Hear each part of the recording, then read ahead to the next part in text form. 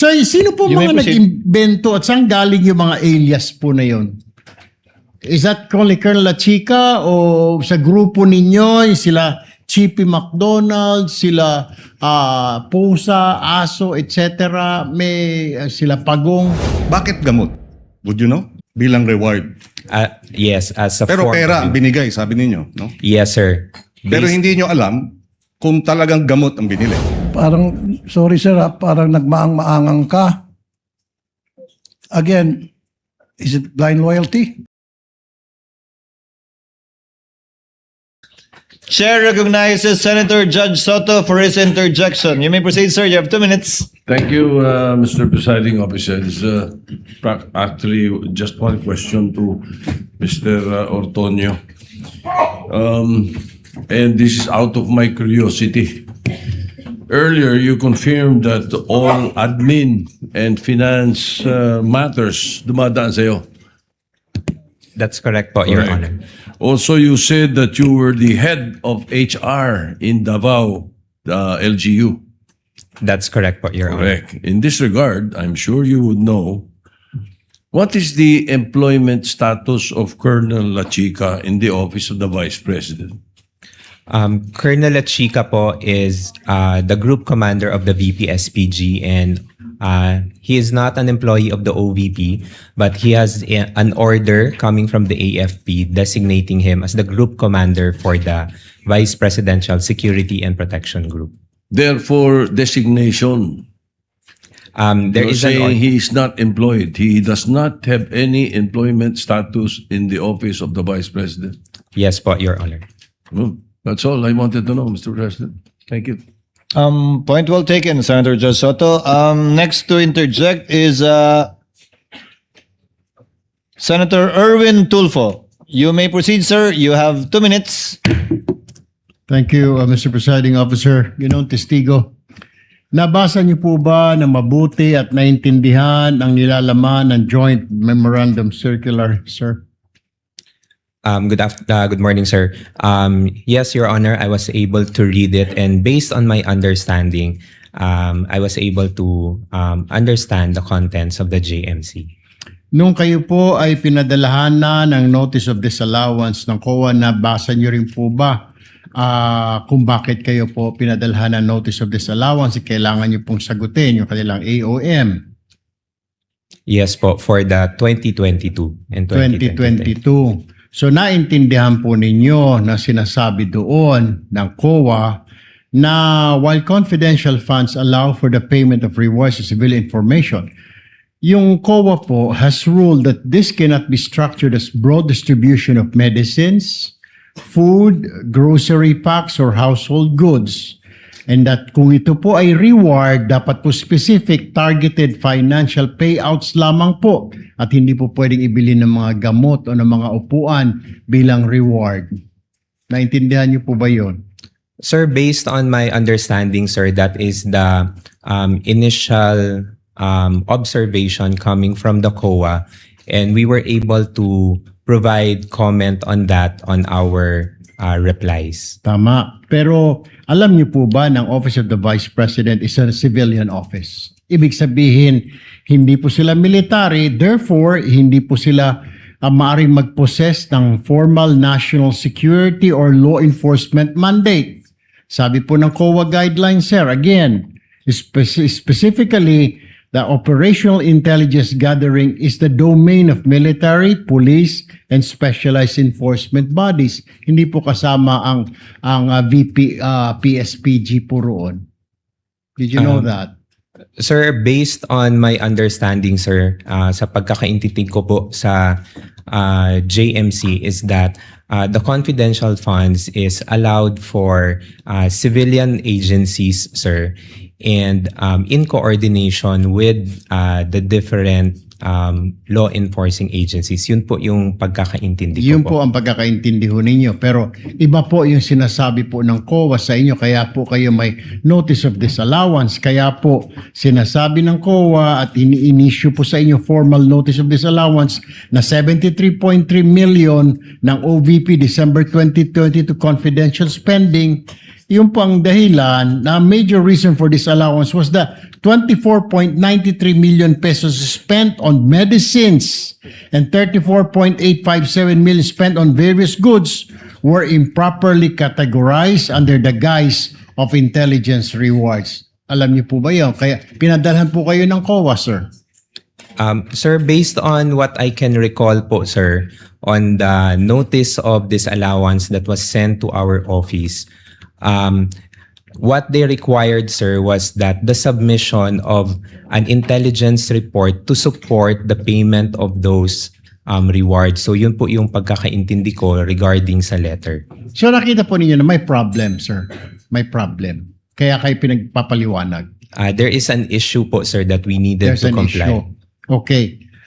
Panghuli na lamang, Mr. Presiding Officer, one last question. So, sino po You may mga proceed. nag-invento at saan galing yung mga alias po na yun? Is that only Colonel La Chica o sa grupo ninyo, sila Chippy McDonald, sila Pusa, Aso, etc. May sila Pagong. Who invented those? Sir, I do not know, sir. Number one, sir, I cannot answer, sir, if invented, sir. But as to the AR, sir, I cannot provide information, sir, because I do not have any participation in the implementation of the confidential activities. Thank you, Mr. Witness. Presiding Officer, thank you, sir. Thank you very much, Senator Judge Erwin Tulfo. Senator Judge Pangilinan is recognized. You have 2 minutes, sir. You may proceed when you're ready. Maraming salamat. Magandang umaga, Ginoong Ortonio. Good morning, sir. Yes.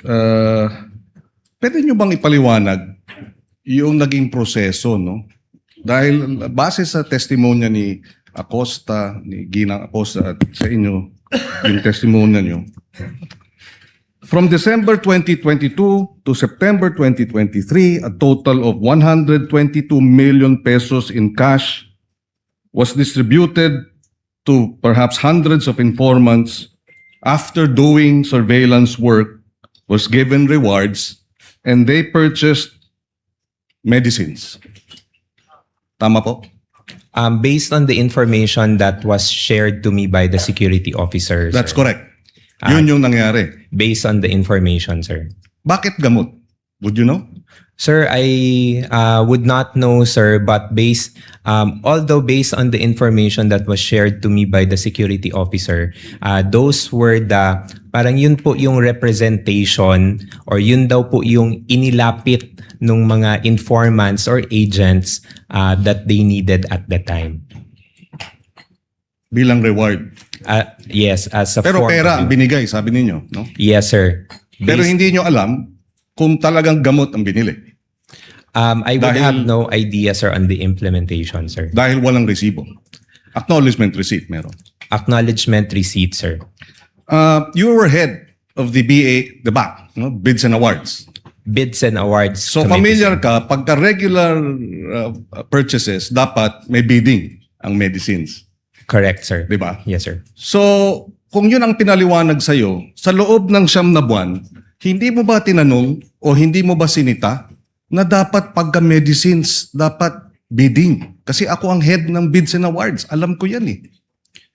Sir, I was only made aware of the concern regarding the medicines and food supplies, sir, when the AOM, when we received the AOM, which was around October of 2023, sir.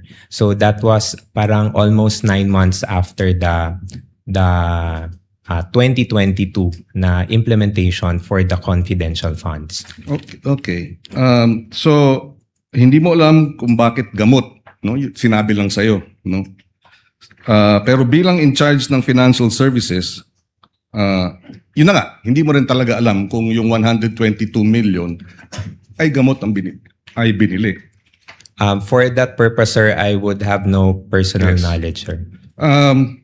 At sa usapin naman ng supplies, sabi, purchase of supplies. Anong supplies yun? Would you know?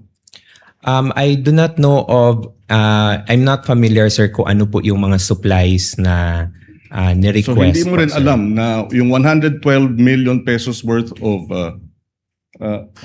goods. Anong goods yun?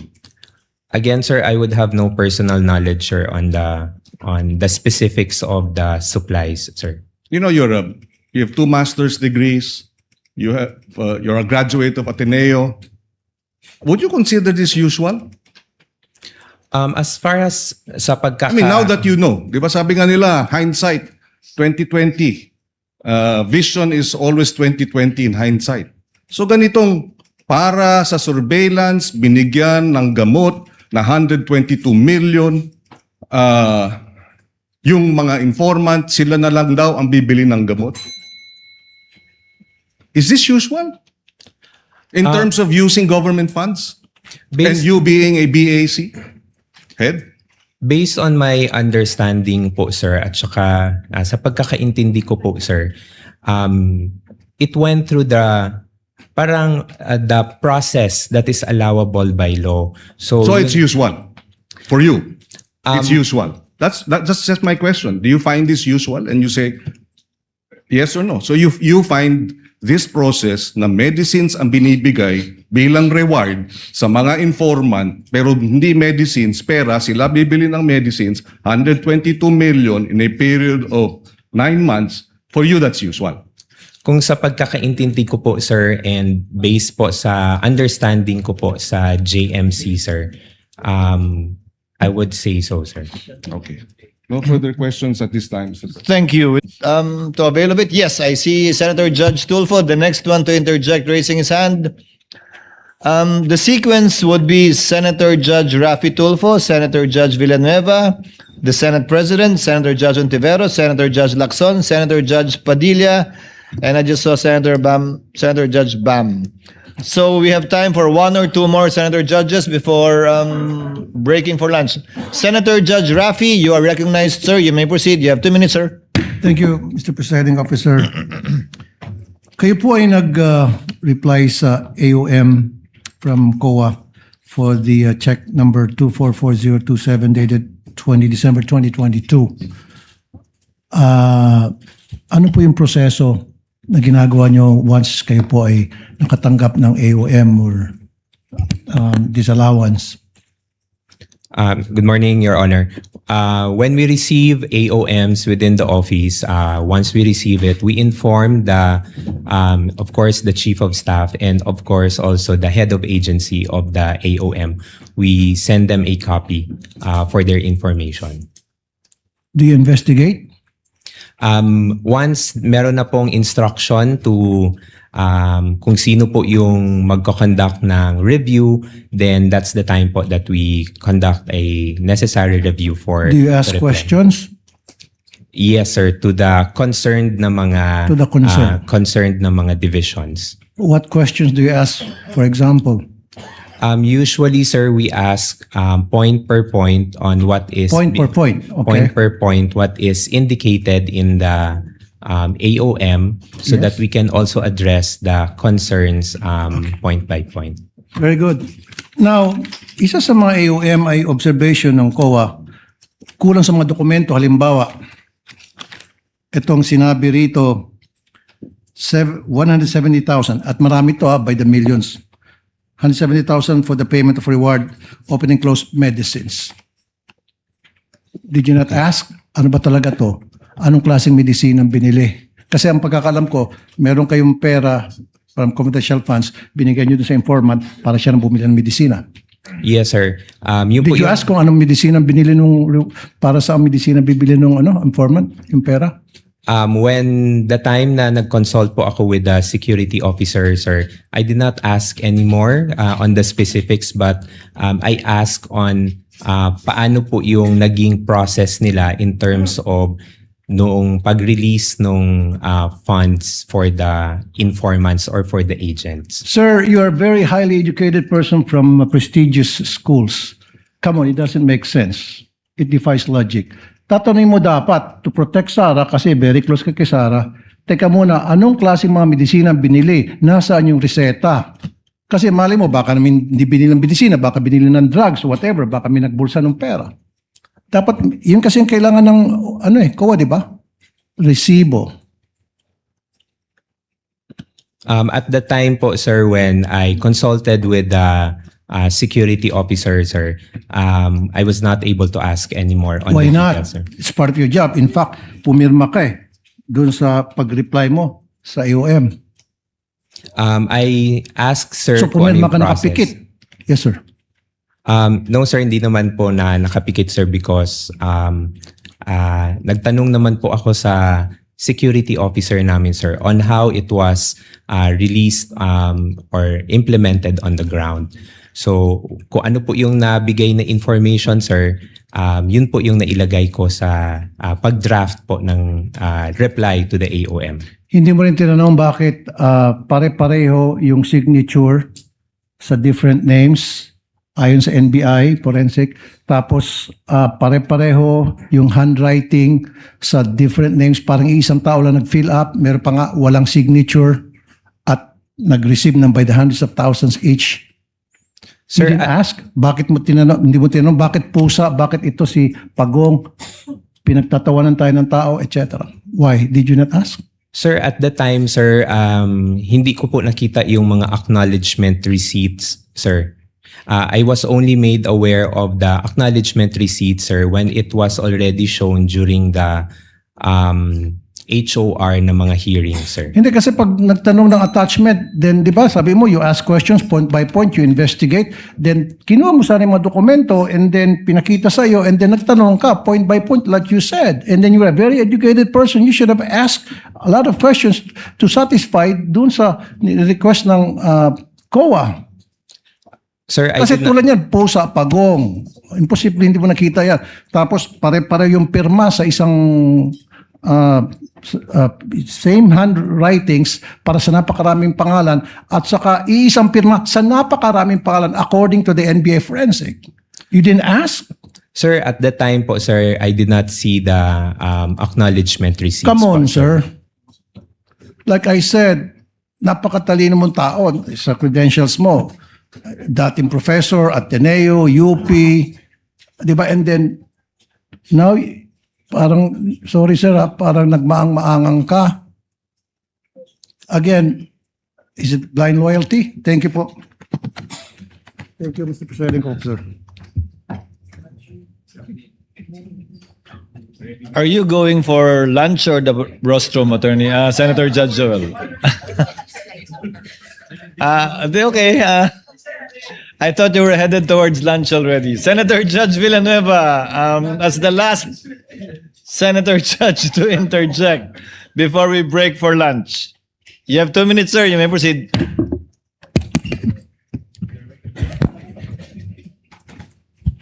Thank you.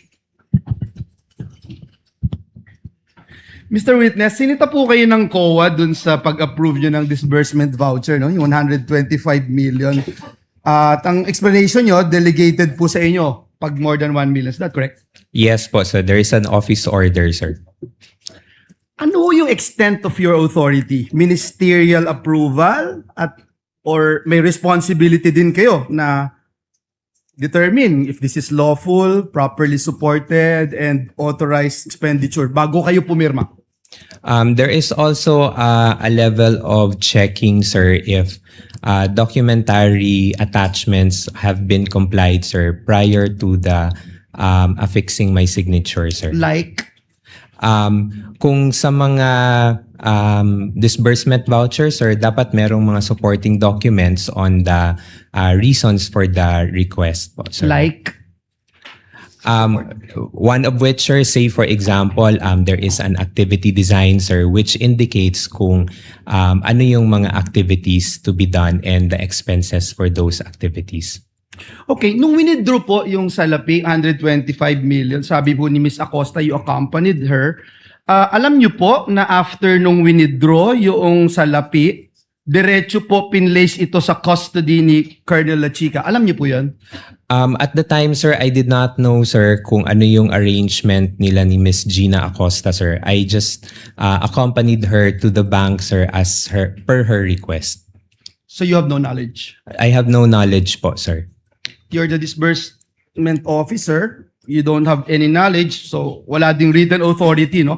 Anyway, dun po sa testimony ni Ms. Acosta, sabi po niya, si Colonel Lachica was not bonded, yet the confidential funds were released to him because he was supposedly na siya yung mag-implement ng activities on the ground. As Assistant Chief of Staff, as disbursement voucher signatory, officially approving the DVs. Aware po ba kayo dito sa ganitong arrangement? I had no personal knowledge po, sir, on that arrangement, sir. Kasi kung ganun, parang sinasabi nyo na parang ministerial duty lang po yung sa inyo. Although kanina sabi nyo hindi po. Kasi why would you allow that, no? Then next question, Asek, kayo po mismo yung pumipirma dun sa November 30, 2023 OVP response to COA stating that all transactions involving the 125 million pesos were valid, proper, and regular, and explaining that the 40 million medical and food aid was given to persons conducting nationwide surveillance operations. Bago po ninyo ginawa, may factual representation po ba kayo sa COA? Ano po yung inyong ginawa, yung personal po ninyo na verify bago niyo po ito ginawa? Sorry, sir. The question again, sir. Just to be clarified lang, sir. Ulitin ko po yung question. Nung nag-respond po kayo dun sa COA that all transactions involving the 125 million were valid, proper, and regular, in-explain nyo din po yung 40 million medical and food aid was given to persons conducting nationwide surveillance operations. Bago po ninyo ito ginawa, yung factual representation po na iyon sa Commission on Audit, ano po yung inyong personal na ginawa to verify all of this? I consulted po yung our security officer on how the implementation was done on the field, sir. And what was relayed to me, sir, yun po yung nilagay ko sa draft for the reply, Ano sir. po yung hiningi nyo?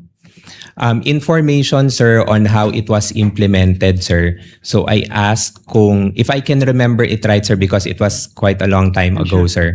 I asked kung paano yung manner of release of the funds on the ground, sir, and especially yung sa medical and food aid, sir. And what was relayed to me, sir, was that the funds were released to the informants or the agents through cash, and then based on their representation that they would need these funds for the purchase of medicines and supplies. Binanggit nyo po dun sa AOM na lumabas na notice of suspension, wala pong nakalagay na misuse of funds.